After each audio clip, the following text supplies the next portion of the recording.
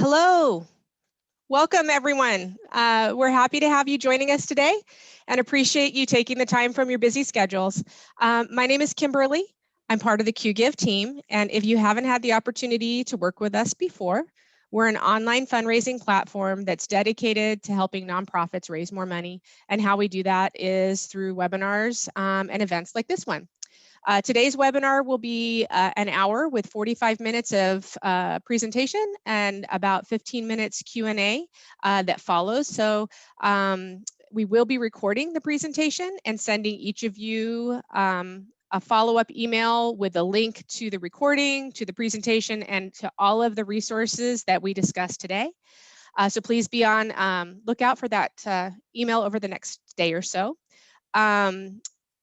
We will have questions and answers at the end. So if you do have questions at any point, please put them in the questions box, and our presenter is ready to answer and discuss those at the end.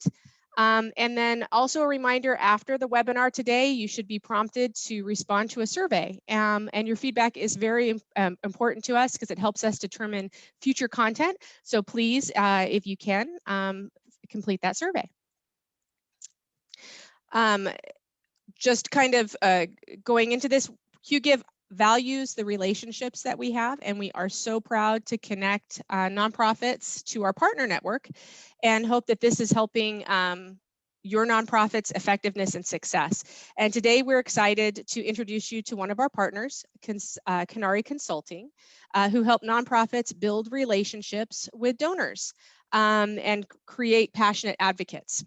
QGIve has the comprehensive fundraising solutions, including year-round fundraising tools, donation forms, text giving, peer-to-peer fundraising, event management, auction events, and so much more. And together, we enjoy helping organizations like yours so succeed in engaging donors and increasing their annual fundraising. So without further ado, I would like to introduce you to our subject matter expert and speaker today, Laura Kruisenga, who is the Chief Operating Officer at Kennari Consulting. And as you're going to hear, Laura brings over 20 years of fund development experience and is here to share her insight on recurring giving programs. Over to you, Laura. Awesome, thank you. Well, welcome everyone. I'm excited to be here and talk a little bit more about fundraising. As Kim said, I'm Laura. I'm our COO at Kennari, and we have services in campaign consulting, grant writing, project program development, and the space I live and breathe in, which is our annual giving consulting. I'm also an instructor in FundKit, which is an online learning platform created for learning for fundraising professionals. So check that out. There'll be more info about that at the end as well. So we're going to dive in. As you'll notice, I do love fundraising, and I do get excited about this. So at any point, put questions in the box so that we can get to them, or if there's any clarifications, just grab us. But a couple things as we dive in is there's a lot of reasons that recurring giving matters. These to me are the most important ones. One, it's easy for donors. Now, it's not easy for every donor, but some donors really do want that, and it makes it an easy tool. Another key part is it is attractive to some younger donors. We find that 52% of millennials report that being in a monthly giving program is a meaningful way for them to support an organization. So about half of millennials say recurring giving is important to them. Donor retention is also getting harder. That's not new information probably for anybody here. I know we've all sort of seen that over the last few years. And it just keeps getting worse. So we want to do everything we can to retain donors. And what we find is first-time donors that sign up for a monthly gift, about 80% of them renew 12 months later, versus just 23% of first-time, one-time donors. So just from a retention standpoint, recurring giving can be really meaningful for an organization. And online, recurring donors give more money. So not only do they renew, they actually give more dollars in the course of 12 months. So lots of reasons. It doesn't actually solve all your problems, but recurring giving really can impact a lot of your fundraising outcomes as you grow your program. Another sort of side note, recurring giving doesn't really have a defined parameter. So it can be monthly. That's the most common form of recurring giving, can be monthly. Some donors do it quarterly. or some payroll deduction programs would be considered recurring giving too. For the most part, I will use monthly and recurring interchangeably, but just know that there are some different structures for that. But for the most part, it is monthly. Okay, so step one is get more. So you need more recurring donors. And there's a couple easy ways to do it. And then there's a couple ways that take a little bit more time. So one easy way is just to make sure that you're including the recurring donation option on your hard copy response devices. So many nonprofits still get a lot of checks in the mail. That is reality. A lot of people give either by credit card or by check by returning an envelope. So if you're not reinforcing the idea of recurring giving on that device, those people aren't really learning about it. So most people are going to sign up online, but still remind them about recurring giving on your hard copy pieces. If you can, have a separate landing page on your website for recurring donors. So this is a piece I would say that isn't a step one, and we're going to talk about what step one is in a minute. But this is for that if you already have some kind of momentum going in recurring giving, a good step is to create a separate landing page just specific to recurring giving. So this is the impact, and we're going to look at some of those together. But have that separate landing page if you can. The most critical step you can take is to have a branded monthly giving club. This is the piece that sets organizations apart. And if this is the only thing that you do, you will see success from it. So having a branded monthly giving club, give it a name, have some language. We're going to look at a lot of examples and kind of see what that looks like. It doesn't have to be super savvy and really, graphically designed and super clever. Those things are nice, but it isn't going to change probably your outcomes. But it does need to have sort of a look and a feel. So brand it.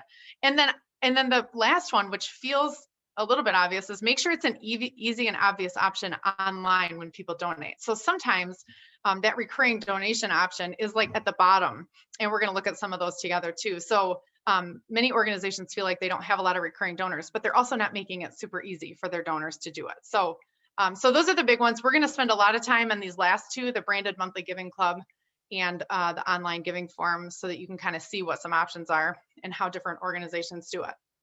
I would say best in class, or at least top 5 I've ever seen, is Charity Water. And it's not a nonprofit that we've worked with. It's just one that we value their work. And I've kind of watched them and supported them for a long time. And if you need an example of a good monthly giving program, go to Charity Water and check it out. Make a gift if you feel so inclined. But their monthly giving club is called The Spring, and you'll see it branded right here. And it's super simple. The Spring is a passionate and determined group of monthly givers on a mission to end the water crisis in our lifetime.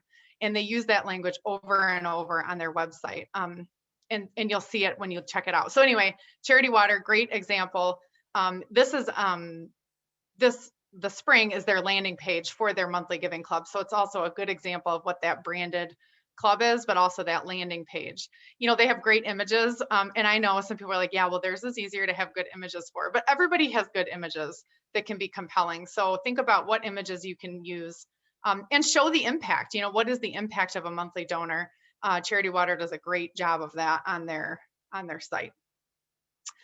This then is their homepage, which is something interesting to look at, and you'll see that on their homepage, monthly is a suggested giving kind of mechanism right on the homepage. So again, it talks about the Spring, which is their monthly giving club, on their main homepage, and then goes here. Now, some nonprofit organizations, their website serves multiple audiences. Most nonprofits, I would say that's true for, but Charity Water really focuses their website on their donor audience. So not everybody can do that, which we totally understand.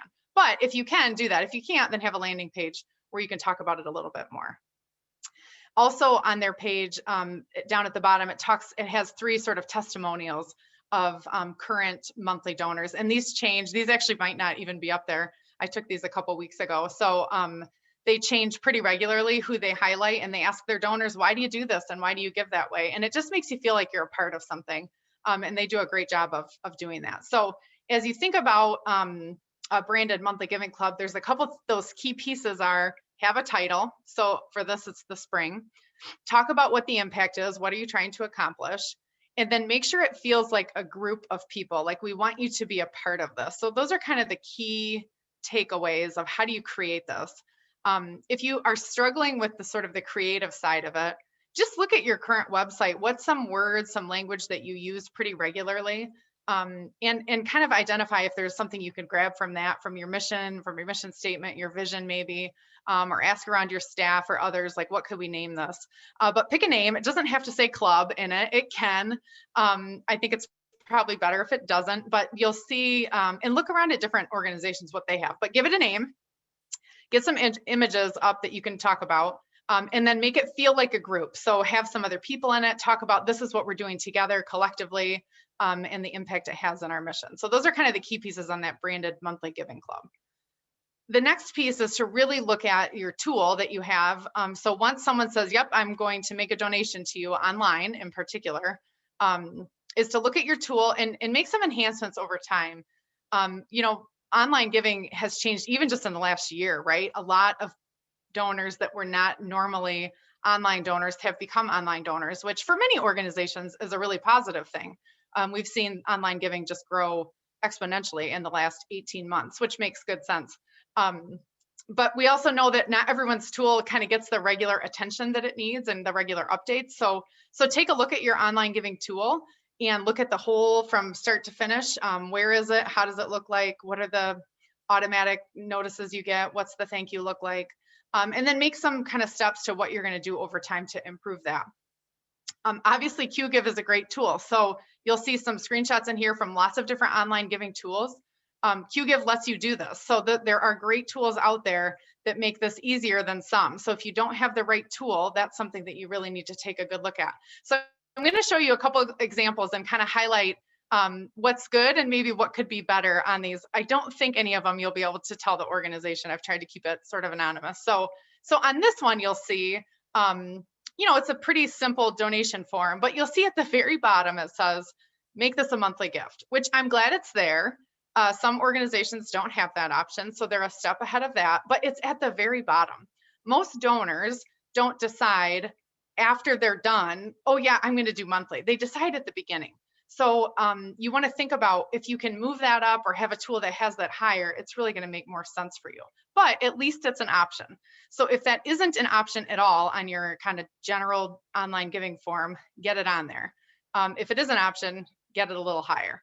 So you'll see this one, another great, how often do you want to make this gift? They've got options here, one time, monthly, quarterly, annually. You pick it out and then you fill it out from there. So again, having those options, reminding people you can do this is really important. This organization, actually, this is like their landing page for their online giving form.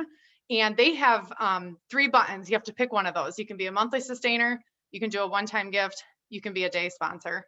And then they have different forms that populate based on what someone chooses. So that's also a good way to make it easy for your donors and to have some pre-populated information. So if you click monthly sustainer, this is the online giving form that comes up, where if you click one-time gift, this form looks a little different. So that's another good option, is to sort of separate out kind of what the details are in the pre-populated forms.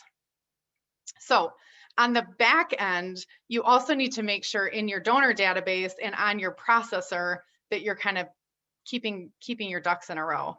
One is to make sure you have that recurring gift type on your gift record.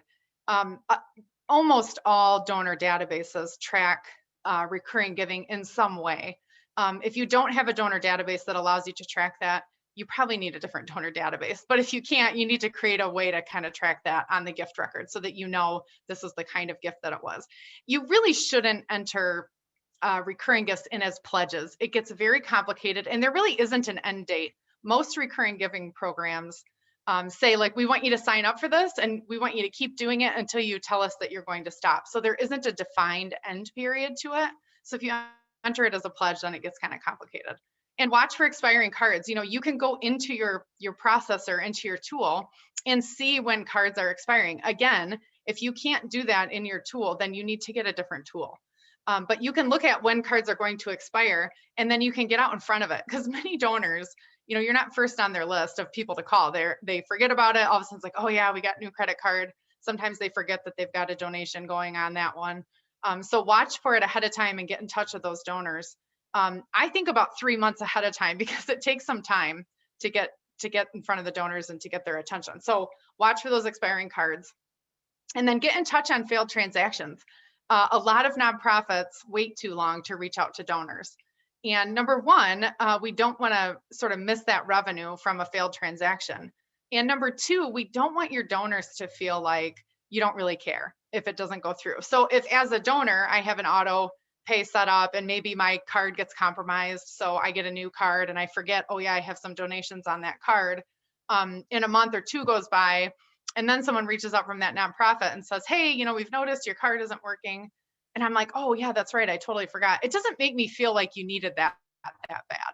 So we want you to be intentional about saying, hey, this card transaction didn't go through. We'd love to get updated information if you'd like to.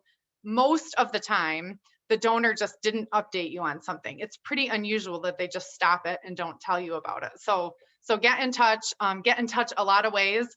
Make a phone call, send an email, send a card, shoot a text, whatever you can do, whatever kind of contact info you have, get in touch with them if they've expired or if they've failed.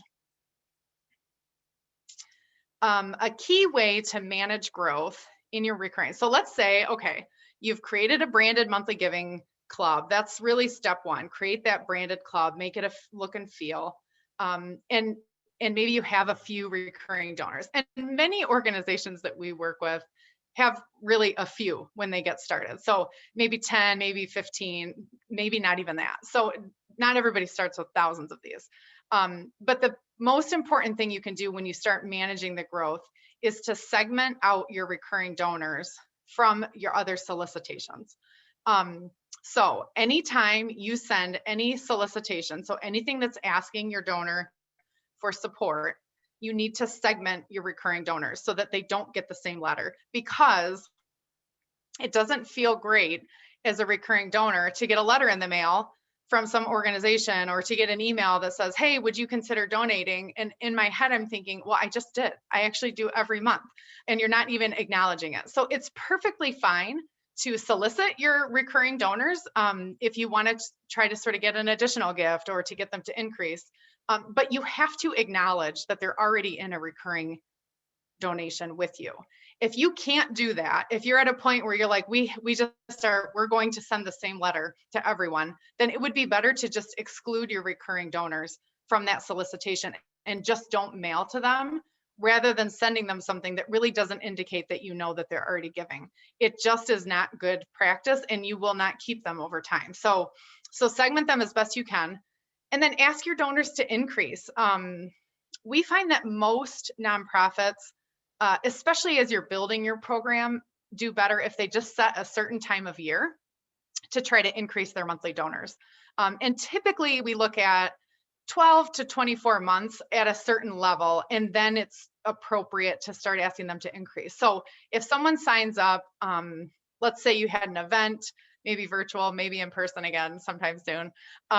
Let's say you have an event and someone signs up to be a recurring donor in May. So they make their first payment in May, and then it goes on. So about 12 months later, so next May or June, or sometime a little after that, you want to start thinking about, okay, how are we going to ask this donor to increase their gift? And you can do it on a rolling schedule, but most nonprofits don't have the bandwidth to really manage that. So if you just say, okay, every June or July or August or whatever it is, we're going to look at anybody that's been at a level for a certain amount of time, 12 months or longer, and we're going to sort of target them with a specific mailing or communication or event or whatever, and see if we can get them to increase. That can be a really manageable way to do it. But you also don't want to do it too soon. So I would say give them a good 12 months, and then you can kind of gauge from there. And a lot of organizations get kind of clumps of monthly donors at one time. So through an event, through a mailing or other activities that they have. So you can set your timeframes kind of based on those. Certainly remove the barriers for increasing. Some online giving forms make it kind of hard for people to increase. So make it obvious for them, like, do they call you? Do they just do a new gift? How do you want them to increase it? So make it really easy if you can. And then lastly is promote your monthly giving at your events. Certainly through your virtual events, but also in-person events. I would say that's probably where we've seen the most growth in the acquisition of monthly donors is at fundraising events, whether they're in person or virtual. But it has to be a key part of the message of the event. It can't just be, we have this inspiring event, and then one of the options is to make a monthly gift. You have to really talk about it. But you can build it into your program. You can build it into the ask that you make. Here's what a monthly gift does. We want you to join this club. There's lots of ways to do it. If you build it in your program, you'll have a lot more success. We've had a lot of organizations that tripled, quadrupled their number just by really focusing on it at an event. And for them, that was meaningful, especially if you have events where you get a lot of first-time donors. If you can get those donors to sign up as monthly donors, then your chances of retaining them are just much higher. So think about how can you promote monthly giving at your virtual or in-person events, and really encourage it kind of throughout the program, but definitely in the ask portion as well. Many nonprofits too sort of forget about other opportunities they have to promote monthly giving. So think about, in the course of 12 months, all the times that you interact with either your donors or other constituents that could be donors, and really identify ways that you could do this better. So here's a couple examples. Some organizations maybe have, they're like in the performing arts, or they're a museum, or they have like a location where people go to it to access things. It could even be a school or something like that. You can put, little kind of pop-up banners up that just highlight your monthly giving club and kind of talk about the value that it has to the organization, or highlight a monthly donor in a little pop-up sign or something where people are. So if you have a space that people come into regularly, especially your donors or your potential donors, use it, use it to your advantage. So create some kind of systems to promote it in that way. There are other organizations that maybe have, like, you collect in-kind donations, maybe like around Christmas time or around other times of the year, back to school, and you collect donations for certain things, or you have drop-offs, or you have partners where people can drop things off. So think about, could we promote monthly giving at those where people are seeing them and already sort of in that giving mode, but that you can promote it there. So just think about the different places that you are outside of your fundraising events, certainly those, but other things that you do, and places that your donors and prospects are, and think about ways you can promote it. And truly, one of the best ways to promote it is to have a current monthly donor kind of highlighted, whether it's verbally in an activity, or on a little sign or a poster or pop-up or something like that. So think about all those ways. And right now, if you have lots of ways throughout the year, and you're not doing it at any, pick a couple. You don't have to do it at every single one. If you feel like, we don't want to go kind of overboard on this, pick a few and say, we want to at least do it at 25% of the times that we have donors in the room. We want to make sure we're promoting our monthly giving club. So think about that. Certainly, there's some general ways to promote your monthly giving, just from a communication standpoint. And I want to just highlight, I know this is a lot on here, but you'll see how a couple different organizations do it. Certainly, social media is a great way. I would say most donors, I would say small to mid-sized nonprofits, aren't coming through social media. So it's not that you're acquiring a bunch of new monthly donors, but your donors do pay attention to you on social media, and some of your sort of program participants too. So talking about monthly giving on social media is still really important, because it kind of reinforces that idea to your donor that this is a thing they can do and that it's really meaningful. So you'll see here, Community Food Club has a great post about promoting their monthly giving program, which is called The Bunch, which is kind of a fun thing. And they talk about the impact that it has, and their monthly donors support all of their produce kind of needs that they have on an annual basis. So that's kind of a neat way that they promote it. Charity Water, of course, again, has some great promotions. This right here in the top is just a simple email. We can all do emails, I'm pretty sure. So it was just a quick highlight of, hey, did you know we have a monthly giving program? This is how you can join it. This is the impact it has. You can see it's pretty simple. It's nothing super fancy, but it's a great way to just say, hey, just a reminder that you can do this. So there are some kind of general, pretty easy ways to promote it. But again, you can't just do it once and then say, like, well, we didn't get any monthly donors from our one post about that. It's really about kind of talking about monthly giving and recurring giving annually on a pretty regular basis to build up that program. Again, a great way to kind of encourage monthly giving is to feature your monthly donors. So again, you'll see here, this nonprofit has a couple of its monthly donors and they're highlighted. This is why we do it. This is when we became a part, and this is a fun way to do it. You can certainly highlight your monthly donors on that landing page. So if you do have a separate landing page for your monthly giving, recurring giving program, you can highlight a few donors like I showed the examples at the beginning. Certainly Facebook, Instagram, other social media outlets, just give a quick highlight with a photo of here's why we support in a monthly way. And that's a great way to, again, just remind people that it's an option in your e-news and your hard copy news, and then again in your pop-up signs or other on-site events. Featuring current monthly donors is really motivating because it shows people other people can do this and I'm joining a group. That's a key part of monthly giving, is feeling like you're a part of something. So by featuring other monthly donors, it shows you kind of what you're a part of. A key audience maybe is your first time donor. So this is talking about you get a donor that makes a first time gift to your organization, not a monthly, so just a one-time first time gift. We would encourage you, just from a best practice standpoint, to have a specific letter just that you send to first time donors. So anytime somebody makes their very first gift to your nonprofit, send them a different thank you letter than kind of your regular donors get, where you're kind of thanking them, certainly with their amount, but also like, thanks for joining as a donor. You're a part of something special. We're excited you took that step. Certainly share a story of impact, and then you can add a PS or a little insert or some other information about, we also have this monthly giving program if that's something you're interested in. So you're still thanking. The primary purpose of this is a thank you, but because first time donors are really hard to get again, only 23% of them renew year over year. So it's like, to get them the next year, it's an uphill climb. So if you can get them to convert into a monthly gift, it would just be great for you long term, and then they kind of can be a part of it too. So even if you don't promote the monthly giving club, I would encourage you to have a separate first time donor thank you, just so that you can try to help build that connection up so that you don't lose them. When you're thinking about asking your current monthly donors to increase, you also want to kind of be intentional with how you do that. So you'll see some examples here. This is for once you have, a pretty good contingency of monthly donors. So we're talking probably in the hundreds, maybe like 100 or 200 plus. We have some clients that have thousands. Their systems are different. They also have different levels of staff. Most of our clients are smaller than that as far as their recurring giving. But these are just some segments that you can think about as you start thinking about asking donors to increase. You also want to break it down in different kind of ways. So you might think about donors that have been there a certain amount of time or at a certain dollar level.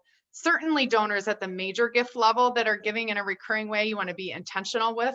And then again, the new monthly donor. So there's lots of different segments you can think about, is how do we break this down?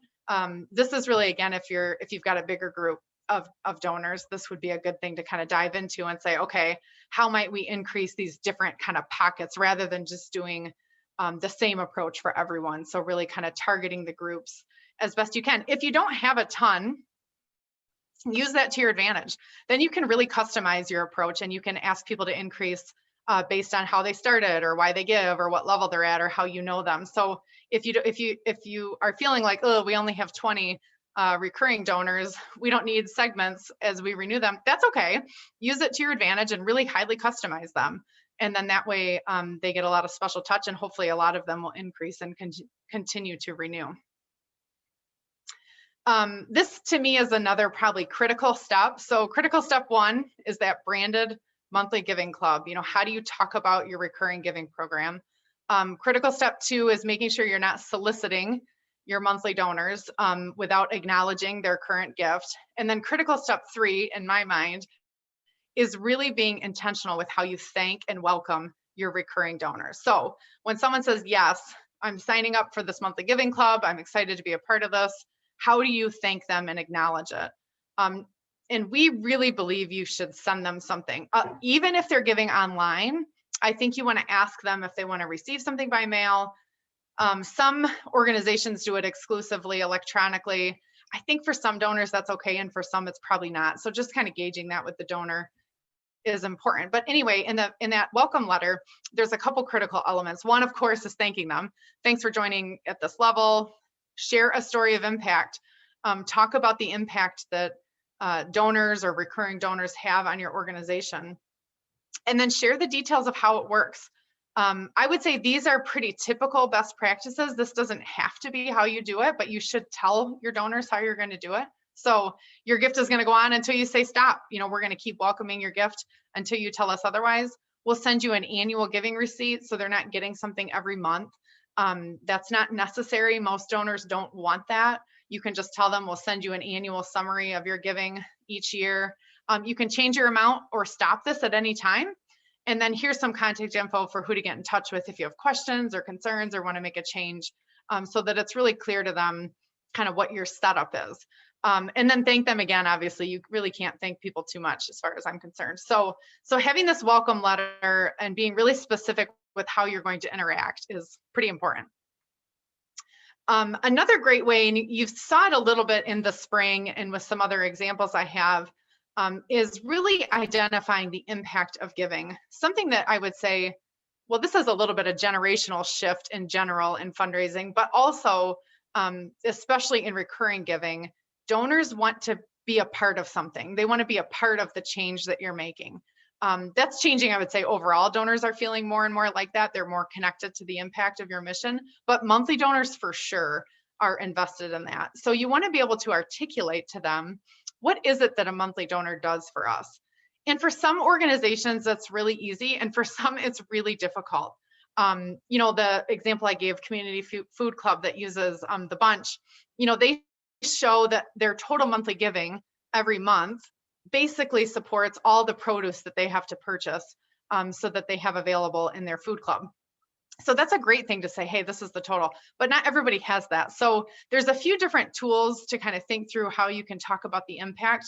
One is just to take your total budget and divide it by the number of program kind of participants, clients, whatever your service area is that you have. And that can basically say, okay, if it costs us X dollars to run all these programs and we serve X number of people, it costs us this much to serve one person. So you can kind of break it down by that. And so then you can share with your recurring donors, you can support X number of people in our program in a year for $20 a month or whatever that is. So just kind of doing the basic math of impact is one way an organization can do it.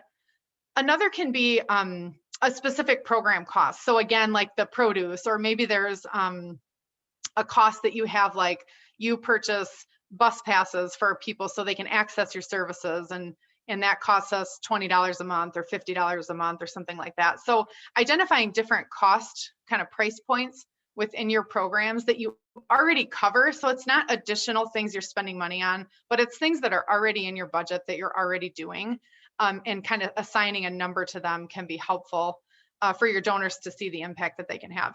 And then the last is just to pick a budget line item. So maybe it's you know, a certain program that your monthly giving total covers, or maybe it's it covers your staff for a certain piece, or hey, this covers all of our art supplies for this program, or whatever it is. So picking kind of a budget line that totals and saying our monthly donors support this piece of our budget. There's a lot of ways to break it down, but it is important to break it down. Just kind of sharing, hey, $20 a month is helpful, $50 a month is more helpful, $100 a month, we like that too, is okay, but it isn't as inspiring. Quick side note too, I think in this data just came out recently, I think the average monthly gift amount is about $50 a month. So it's higher than a lot of people think. So if you're thinking about, we don't know what those kind of check boxes should be or what kind of area to be in, if you're new to recurring giving, I would say $10, $15, $20 a month is a good kind of lower point of entry. And then I might go up a little bit up to maybe like 100. Most organizations see people in those ranges. So, and you can go lower or higher depending on kind of your donor base and your program area, but that's a good sort of think in your mind. $50 a month is sort of the average. So you want to be a little bit below and a little bit above that as you think about these price points. Okay, thanking donors. We know it's important, and yet it still is time consuming. And I think that one of the great parts of recurring donors is they're really easy to manage because they just keep giving, and they often forget about you. And that's part of the sort of reason that recurring donors renew, is because it just kind of becomes something they do, and it's not really front of mind, which in some ways is helpful, but in some ways is not really ideal from a donor kind of relationship building. So we don't want your donors to forget about you or to forget about the impact that they're having at your organization. So we want you to think about ways that you can really be intentional about thanking them. So do some surprises. You don't have to promise this on the front end. This doesn't have to be, okay, if you sign up for this, then you get this.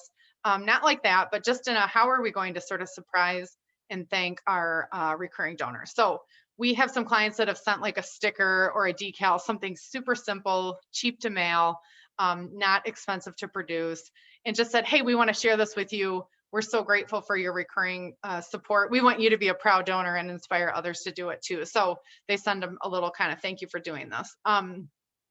Some organizations commit to once a year, we're going to send a personal handwritten thank you note to all of our recurring donors. That's a great project, especially again, you know, if you're sad you don't have thousands, these are things that you can do. So once you get into thousands, this gets a little unmanageable. But you can also email a fun picture. I recently had a client that has it's a radio, so they have some on-air staff that are pretty well known in the community, and their donors love them. And so they sent a fun picture of their on-air staff saying, thank you, we love our monthly donors. And it just went to them. And it was just a fun way to say, hey, thanks for doing this. And that was a pretty well received thing. You can certainly put a note or a special gift if they do come to an event or a gathering. This actually happened once. This was an idea that came from, because my family, we are monthly supporters of a lot of different causes. And my husband took our kids to an event, and they got there and there was like a special little gift at their table, which of course he didn't know was going to be there. And it just said, hey, thanks for being a recurring donor. We're really excited to have you here. So we had purchased tickets. They went to the event. It wasn't really for donors. It wasn't really about monthly giving at all.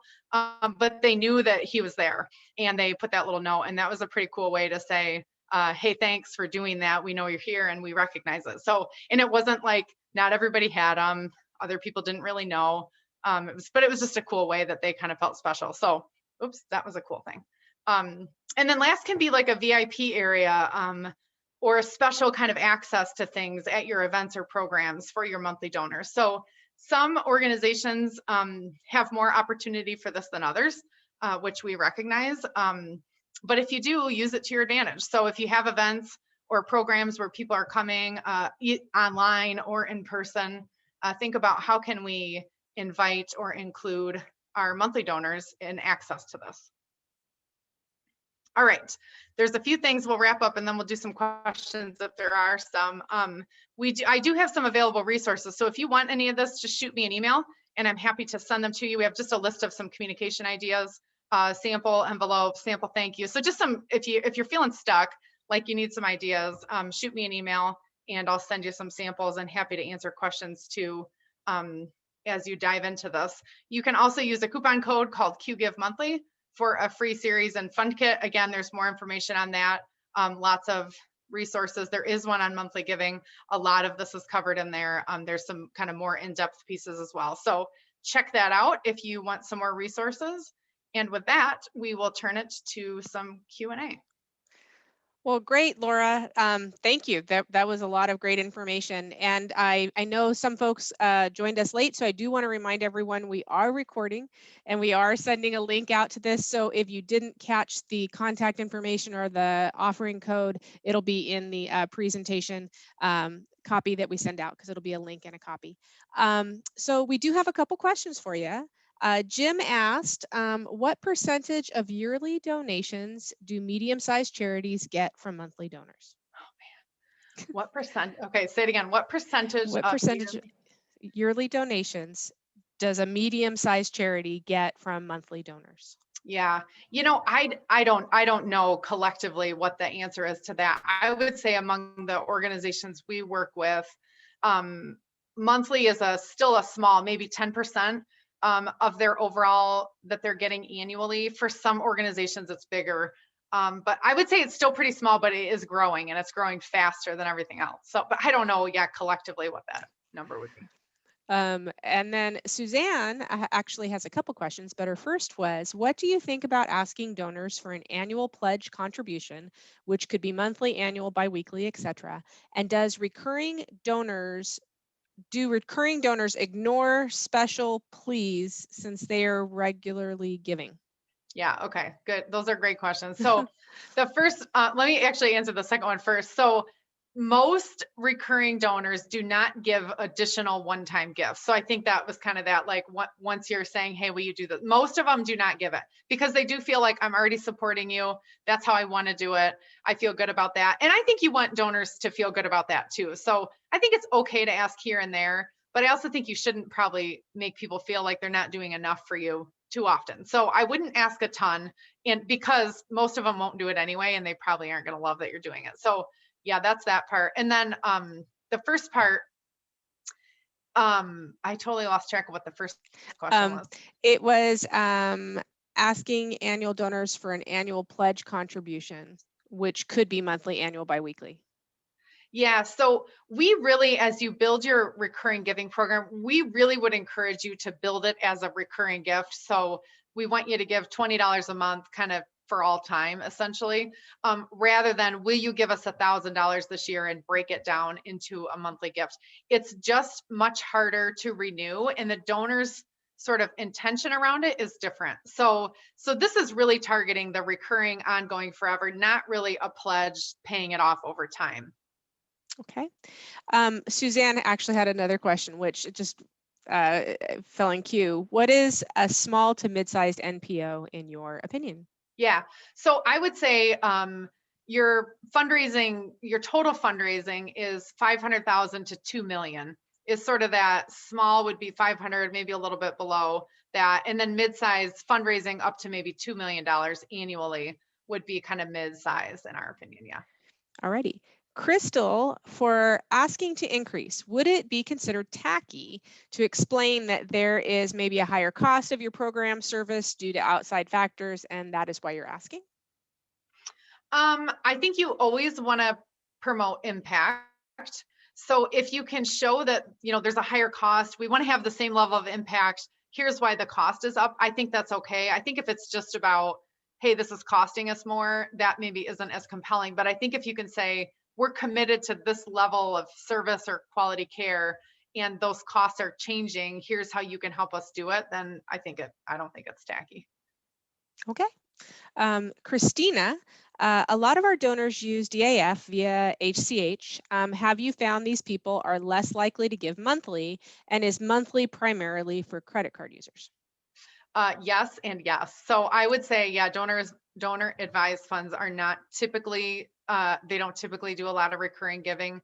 And most recurring giving happens on credit cards. Yes, there are some that do direct deposit or ACH, but it is a smaller percentage. So for sure, most are credit card. Alrighty. From Scott, many of our monthly donors set their gift up to expire after 9 to 12 months. As we look to grow this program, would you recommend only counting donors who donate without an expiration as true monthly donors? Yeah, well, I would do everything I can to get them to not set it up that way first. And yeah, I would. I think if a donor is setting an expiration date for it, I would sort of put them in a different group. Not to say you wouldn't use some of the same strategies, but yeah, I would only count the people that are in a regular, ongoing, no expiration date. Okay. Lori asks, any thoughts on using a QR code on materials at event for monthly giving? Yeah, the QR code is back, and it's kind of shocking to me. I thought those were gone, and then in the last year, we've seen the QR code really kind of be revived, at least I think. I think they're great. I think more people are getting used to using them because they're being used in restaurants and other places where we haven't maybe had to use them before. So yeah, I think they're great. And what the other kind of note on that is, what we're finding, this is not really true data yet. It's more sort of like, it's our hunch and our sort of what we're gathering is, when people, especially maybe my age and older, are participating in virtual events. They're often participating on a laptop or an iPad, but they're making their gift through their mobile device. So having a QR code that people can scan, whether it's on the screen or in an actual event space, I think is really helpful, because a lot of people don't want to mess with the virtual event kind of platform, and they want to make their gift on a different device. So yeah, for sure, I think QR codes are a great way, and I'd put them everywhere for now, for sure. Leslie asks, do you see success with asking additional times for recurring giving? An example, asking quarterly in addition to monthly, or is it better to just give the monthly option? Yeah, we promote just monthly.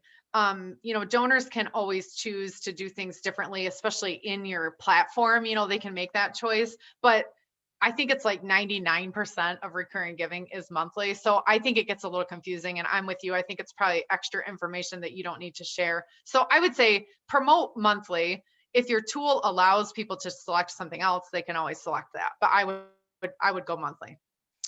Okay. Laura, is there a specific way to ask a brand new donor for a monthly gift? Is a thank you call the best time to do that?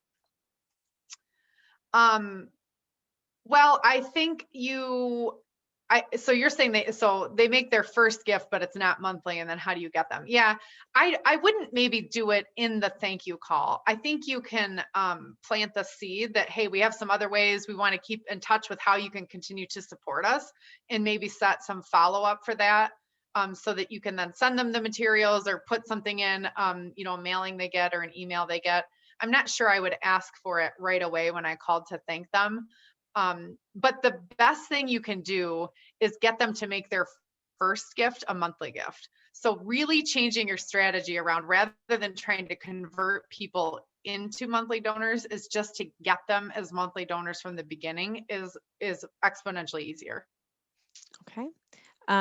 Mary's asked, should I send something retroactively to my current monthly donors about membership? We are just starting a membership program. About membership in the monthly giving program, or membership like for a particular Should I send something retroactively to my current monthly donors about membership? So I guess they're just starting the membership program, and she's wondering if she goes retroactively to people in the past announcing. Yeah. Yeah, for sure. So I think you can say, hey, we've been inspired by the people that were doing this from the beginning, and we've sort of created some language around how meaningful this group of people is. You're already in it, and here's what that looks like. Yeah, I think for sure I would send that sort of, hey, this is the monthly giving club, and you're already in it, and we're excited that you kind of took that step. For sure. Yeah. Yeah, I think somebody put in the chat, grandfathered them. Yes, for sure. So April's asking, what do you suggest for a many-year monthly donor who has suddenly stopped? Well, I would call them if I can. If you have any kind of contact info, I would call them. And I think you want to do it in a way of, we're grateful for the support you've given. And I would tally up what that was. How much did they give you in sort of their lifetime of giving? And make sure you can really articulate the impact that already had. And then I would just ask how they want to continue to be in touch. And I think you can learn from your donors. People's life circumstances change. And sometimes as they age, they don't have annual income anymore. And so then that changes. I wouldn't say just because they stopped giving to you monthly, though, they don't want to be in touch, or that you might not get some other kind of gift down the road. It's just that they might not have the resources. So I would do as much as you can to have a conversation. If you can't, I would just make sure you mail them something or email them something that says, like, here's the incredible impact you've had. We'd love to stay in touch. Here's how you can continue to do that, and kind of see if they bite on any of those. Awesome.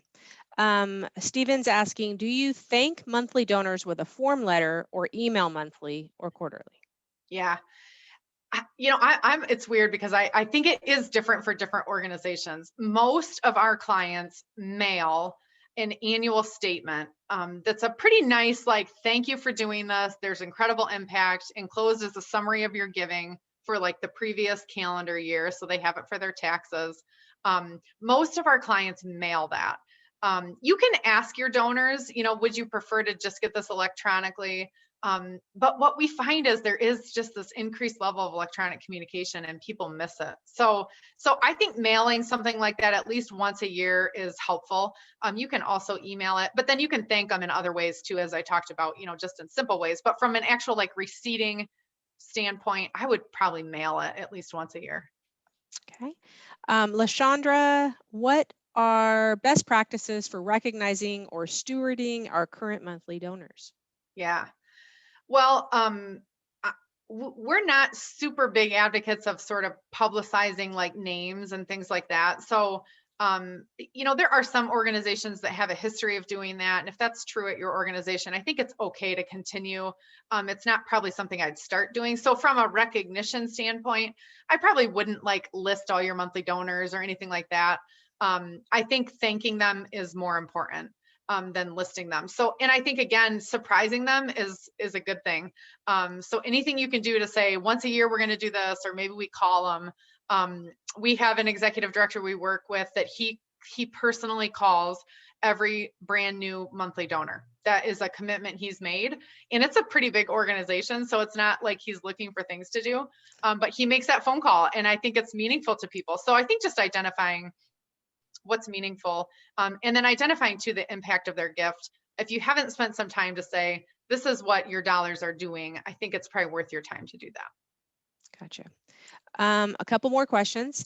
Our accounting department says it is difficult to administrate monthly donations. We use BCRM and QuickBooks. Is there a best practice for ease of accounting as we get more monthly donations? Well, I am not an accountant. And I don't actually know. VCRM is not, I don't know what that system is. So I'm not familiar with maybe what the challenges are there. But monthly giving is here to stay. So I think it's something that needs to get figured out. I guess I would want to know, like, what is the challenge, and what are they running into? It might be worth talking to a couple other nonprofits in your community about, like, do you have this challenge? What are you doing? And shoot me an email too after, and I can check with some people that I know use QuickBooks just to see like what might the differences be. But and I think yeah. they're referring to the Blackbaud CRM. Oh, gotcha. Okay. So, yeah, I don't know what the challenge is, I guess, but I do think it's something that needs to get resolved, because I don't think the solution is let's not get more. All righty. Let's see, I think I see two more questions. One is just a general question about the CFRE that we have up here.